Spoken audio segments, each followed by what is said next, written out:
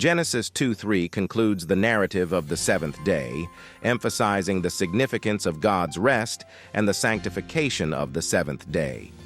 This verse follows the pattern established in Genesis 2:2, where God ceases his work of creation.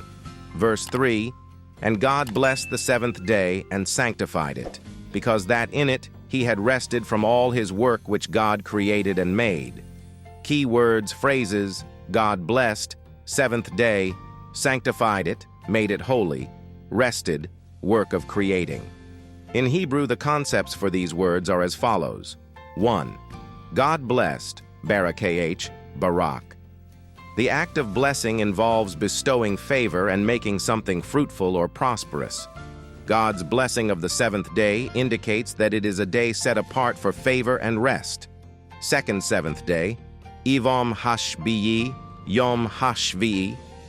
Yom means day, and Hashvi'i means seventh.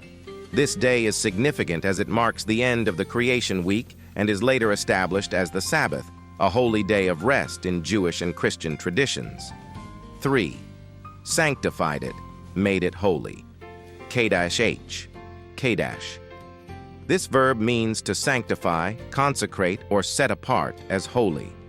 God declares the seventh day sacred, emphasizing its importance as a day of rest and spiritual focus. 4. Rested, Shabbat, Shavat. This verb means to cease, desist, or rest. It underscores the cessation of creative activity on the seventh day, establishing the principle of Sabbath rest. 5. Work of creating, emla'aka, melaka. Melaka refers to the work or labor, particularly work that involves skill or craftsmanship. It highlights the intentional and purposeful nature of God's creative activity. God blessed. The Hebrew word for blessed is barak, barak, which means to bless or to bestow favor. God's blessing of the seventh day indicates that it is an honored day imbued with special favor and purpose. Seventh day.